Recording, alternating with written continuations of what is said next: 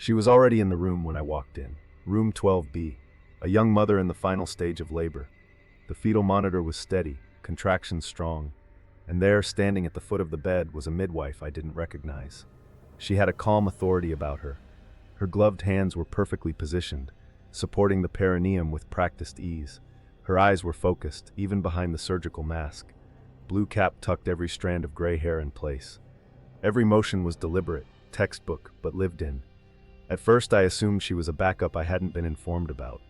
That happens sometimes. If we're short-staffed and a float is pulled from postpartum or recovery, they might step in during a heavy night. And this night had been chaos.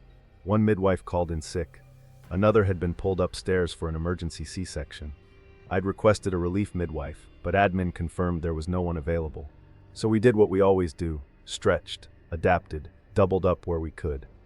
When I walked past the doorway and saw her already assisting the patient, I felt a wave of relief, not suspicion. The mother was in transition, the final intense stretch of labor. Screaming, shaking, crying between contractions. The older midwife was at her side, holding her hand between pushes and murmuring something only the patient could hear. It was working.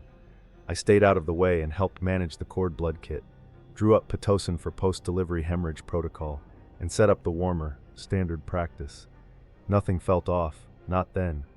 When the baby crowned, the mother pushed with everything she had. The midwife encouraged her through it. No shouting, just firm and focused. One more, you've got this. The baby was born at 3:46 a.m. Healthy cry, APGRs were good. The mother sobbed with relief.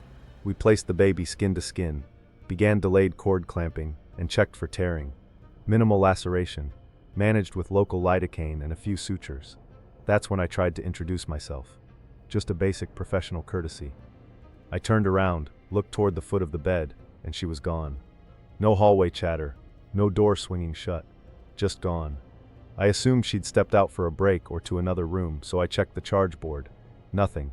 Not only was there no one listed under relief midwife, but every available float had already been reassigned or accounted for, and no one with gray hair, short in stature, matching that description, was even working on the floor. We're a locked unit, secure access required for entry. Everyone wears a badge that pings entry logs. When I asked security for a list of scans between 2:30 a.m. and 4 a.m., her name never showed up. No badge entry, no record. Still, I needed to follow protocol. I filed an incident report, submitted it through the internal hospital system, and included what I saw: a midwife assisting without proper credential verification or sign-in. I expected someone to come down on me, accuse me of breaching security or misidentifying someone, but instead the nurse manager called me into her office and pulled an old photo out of a binder. She laid it on the desk. Was it her? There, in faded ink and curled edges, was the same face, the same gray hair, same steady eyes. Miriam J. Carter, CNM. She retired in 2003 after nearly 40 years of service. The last time she worked was in this very hospital, in this wing. I sat back in silence. That's her. That's the woman who delivered the baby in 12B. The nurse manager didn't look surprised. Just tired. She passed away at home. Stroke. 2007. But you're not the first to see her. That floored me. She went on to explain that for the past 15 years, there have been scattered reports, especially during short-staffed night shifts, of a midwife stepping in, calm, professional, always with patients in the final stage of labor, never seen arriving, never seen leaving, and always in room 8 or room 12. There's no official documentation, no written acknowledgement, just stories passed around in break rooms, quietly mentioned during shift reports, and shrugged off because in this line of work, we're trained to trust what we can document. Except that night, I watched her chart by hand. She sat at the nurse's station after the delivery, scribbling on paper forms, her pen scratched steadily across a birth log, old school style. I remember the sound of it. In the morning, the forms were gone. Nowhere in the bin, not in the patient's chart, not in the recycling, just gone. The patient, a first-time mom, asked about her again when I checked in later. Can you thank her for me? The older midwife. She reminded me of my grandma. She held my hand when I thought I couldn't go on. Told me, "You're stronger than you know, honey. Push like a mother, not a patient." I'll never forget her. I didn't have the heart to tell her. Instead, I smiled and said she's always around when she's needed. Weeks later, I was working another night shift. Low census, slow evening. One of the aides, young and fresh out of training, asked me casually, "Hey, is it true we've got a retired midwife who still comes around sometimes?" I didn't answer. I just handed her a warm blanket and told her to keep her badge on her at all times. Hospitals are built on rules: sterile technique, patient safety, documentation. We rely on evidence, protocol, chain of command. But some things, some presences, don't need a badge to belong. Hello friends, and thank you so much for tuning in. A special shout out to our incredible subscribers. Your support keeps these creepy, fascinating, and sometimes even comforting stories alive. But here's something to think about.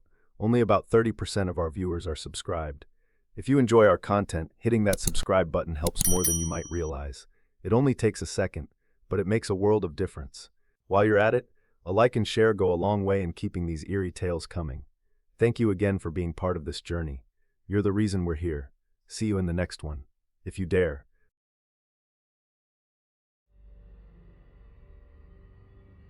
Her name was Angela Holt, 5 centimeters dilated. Posterior presentation, fetal heart rate dipping during contractions. I flipped open her chart. That name, that complication, that fetal tracing. It wasn't déjà vu, it was a match. I ran down to the file room during lunch, dug out the archived notes from my early years back when we still handwrote deliveries. There it was, Angela Holt. Same birth date, same fetal distress at 0417, same emergency call for OR consult at 0423. But the record was from 1993. This patient was 28 years old, and the last line in my old notes chilled me in a way I hadn't felt in 30 years. Mother stable, baby stillborn, no cry, no explanation, no heartbeat on delivery. So why, this time, was the baby crying? I've delivered close to 2,000 babies in my career. You stop remembering names, but you never forget the difficult ones. The labors that took a turn, the mothers who bled too much, the babies who didn't cry. That's why I remembered her. It started as a typical night shift, low lights, steady beeps from the fetal monitors, the smell of chlorhexidine in the air. One patient in active labor, G1P0, 28 years old, name Angela Holt. I was reviewing her chart at the nurse's station. She was progressing slowly, posterior position, fetal descent stalled at -1 station. Despite full effacement, FHR had intermittent decels. We'd already repositioned her, started IV fluids, limited the pushing phase to under 2 hours to reduce risk. Nothing unusual, until I saw the timestamp on the deceleration pattern. 0417. I don't know why it stood out, but it did. Maybe because it looked so familiar. Then I saw the name again, Angela Holt, and I felt something shift. I couldn't place it, but it was like I'd written it down before. Not typed, written. I asked the unit clerk to keep an eye on the tracing while I took my break. Instead of going to the lounge, I went straight to the records archive. We still keep old delivery notes on microfilm and in sealed paper files, mostly for backup in case of EMR outages or audits. I dug through a box labeled 1993, handwritten logbooks from my second year on the job, and there it was, Angela Holt, age 28, nulliparous, posterior labor, exact same EDD, same decels, same fetal station. The note said I'd been the attending midwife. I had no memory of that until I saw my initials, MK, beside each entry. But it was in my handwriting, no doubt. I flipped to the last page. The summary read, Emergency OB consult requested. No fetal heart tones on Doppler. Delivered stillborn male at 0501. Parents declined autopsy. No congenital abnormalities noted. 30 years ago, back in 1993, I'd charted a delivery that matched this one almost exactly. I thought I'd forgotten it, but now in 2023, it was happening all over again. And this time the outcome was different. Her baby was alive. Back upstairs, I entered room 3 again. Angela was pushing now. The baby was crowning, head molded, but tolerating it. Deciles continued, but returned quickly to baseline. I stayed calm, guided the shoulders free, and at 0501, just like the last record, he cried, strong, steady wail. I handed him to the pediatric nurse, and something flickered across the mother's face. Recognition, maybe? But she didn't say a word, just held him and cried. When I stepped out into the hallway, I pulled up her patient profile, birth certificate, insurance details, scanned license. It all checked out. No record of a prior stillbirth, no twin, no older sister, no alias, Angela Holt. Born in 1995, 2 years after the 1993 labor, 2 years after the last Angela Holt delivered a baby that never took a breath. And yet the labor followed the exact same clock, same timeline, same complications, same name, same room, same midwife. The difference was, this time I was better trained. I had more tools, more backup. I knew how to manage the decels, when to turn, when to give oxygen. I advocated for that OB consult earlier. Still, that didn't explain the chart, or the name, or why the old file from 1993 disappeared from the archive the next morning. I went back to show it to my supervisor. The logbook was gone. The folder, too. Admin said it had never been officially cataloged. But I saw it. I wrote it. And every now and then when I deliver at night, I glance at the fetal monitor clock and watch for 0417. I wonder if I'm reliving a mistake, or correcting one. Maybe that's what midwifery really is. Doing it again and again and again, until it ends the way it was always supposed to.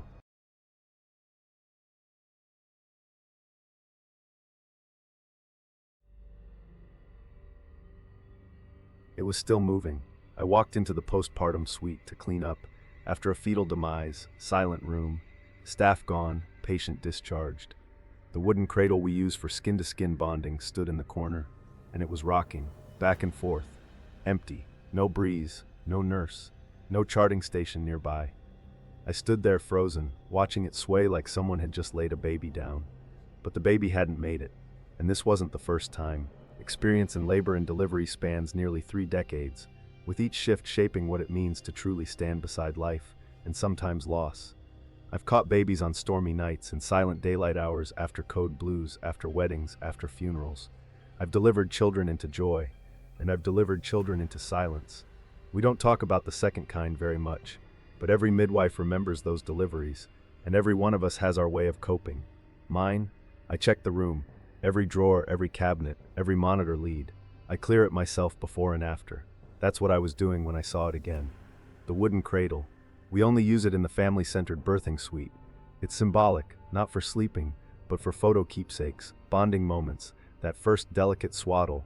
It's not protocol to use it after a fetal demise. We respectfully move it out of sight before the family ever sees the room. But this time I'd forgotten to tell housekeeping. I came back to gather the patient's memory box, the blanket, the inked footprints, a lock of hair, and the room was quiet. No one else had been in there for over 20 minutes, and the cradle was swaying, a slow, steady back and forth, like a hand had just left it. I didn't say anything that day, not to the charge nurse, not to security, not to chaplaincy. It was late. I was grieving in my own way, until it happened again. Same room, same suite, 6 months later, another stillbirth. This one, a late IUFD at 39 weeks. Umbilical cord incident. It was no one's fault, but the mother had labored for 9 hours, not knowing. She asked to hold the baby. We wrapped him in one of our donated angel gowns, and when she was ready, we stepped out of the room. 15 minutes later, I went back in to gather her tray. The cradle was rocking again. Same motion, gentle, measured, as if someone was still holding on. But the mother hadn't gone near it. It was across the room. She was in bed, eyes closed, holding her son. I mentioned it to another midwife, someone I've worked with for over a decade. She said carefully, "You've seen it too then." Apparently it's not just me. Other nurses have walked in after fetal losses and found that same cradle swaying. Never fast, never violent, just moving like someone just stepped away. Security checked for HVAC issues. We had maintenance inspect the floor for sloping. Nothing unusual. And still, it only ever moves after those cases. Never after live births. Never when the room is empty without reason. Only when a child is expected but doesn't stay. 3 weeks ago it happened again. This time the patient was a 42-year-old G5P4 with a high-risk pregnancy. We lost fetal heart tones during labor. OB was paged. Ultrasound confirmed what we feared. There was no heartbeat. The mother declined holding the baby. She asked to be sedated and transferred post-delivery. We cleaned the room, packed the remains for pathology as per protocol, removed the name from the delivery board. I went in to shut off the warmer. The cradle was moving again. I stood there and watched it sway. Nothing else in the room stirred. I didn't touch it. I didn't stop it. I just waited until it slowed on its own. Some of the new grads think it's superstition, a coping mechanism, trauma replaying itself through muscle memory. Maybe they're right, but we don't keep that cradle in the room anymore. We moved it to storage. Still, sometimes when I walk past the old birthing suite, even if no one's used it that day, I catch it swaying through the window, and when I check the shift log later, it's always the day someone didn't get to bring their baby home.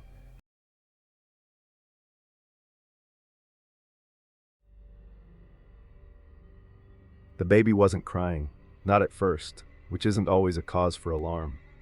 Some come out stunned from the pressure of a fast second stage. I've seen hundreds take a few seconds before they let loose with that first cry.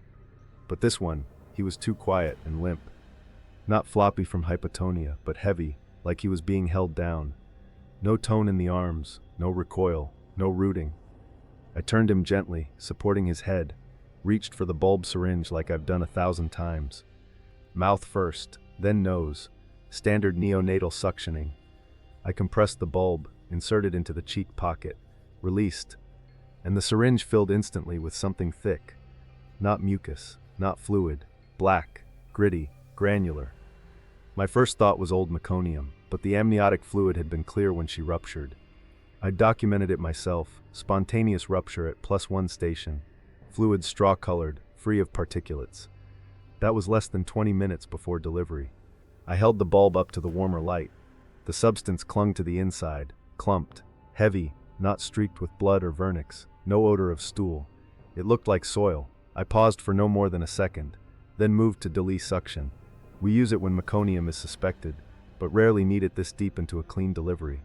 The baby still hadn't made a sound. I inserted the catheter, applied gentle suction, and it came out again. More of it. Thick, dark, sludge-like material that dragged through the tubing and pooled into the chamber. The respiratory therapist leaned in. "What is that?" I didn't answer. I couldn't answer. I called for NICU. We moved to positive pressure ventilation while still suctioning. Minimal success. After brief intubation, we cleared the airway enough to hear a rasping cry. Weak but present. Heart rate recovered above 100. APGRs improved from 3 to 7 within 5 minutes. The baby stabilized with supplemental oxygen and close monitoring.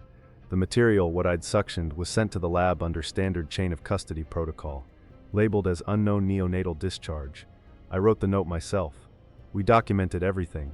Full prenatal care, spontaneous labor at term, no fever, no rupture of membranes prior to admission, no evidence of intrauterine infection, clear amniotic fluid, no maternal trauma, no ingestion, no accident, no bowel complications. She was a healthy 29-year-old woman, G1P0, with no history of complications. Her records were clean. She lived in the suburbs, worked in an office, took her vitamins, went to every prenatal appointment. 2 days later, pathology called me directly. The substance was organic, they said. Mostly decomposed plant matter, non-human, no pathogens, structurally closest to peat soil or compacted forest earth, but sterile. There's no reason it should have been in a newborn's airway. I asked for a full breakdown. They couldn't explain its origin. No abnormalities in the placenta, no signs of uterine breach, no inhalation markers on the lungs. It was like the material had been there before birth. The baby improved over time. Parents were relieved. They never asked what we suctioned, and we didn't offer. It wasn't in the discharge summary, just marked atypical material cleared during neonatal resuscitation. No residual complications. 2 weeks later, I saw the father in the corridor picking up paperwork. I asked about the baby. "Doing great," he said. "But here's the weird thing, he keeps spitting up this dark stuff. Looks like coffee grounds. Pediatrician says it's probably reflux, but..." He paused. "We don't even drink coffee in the house." I offered a tight smile and nodded. Told him to follow up with PIDs, but my stomach sank, because it wasn't reflux. That same week, I heard a float nurse say she saw something odd in the birth log. 3 years ago, a different midwife had documented a similar case, unknown discharge in a newborn. Same room, same warmer. I pulled the archive chart. Same note. Unidentified dark granular substance suctioned from mouth and pharynx, sent to lab. Lab inconclusive.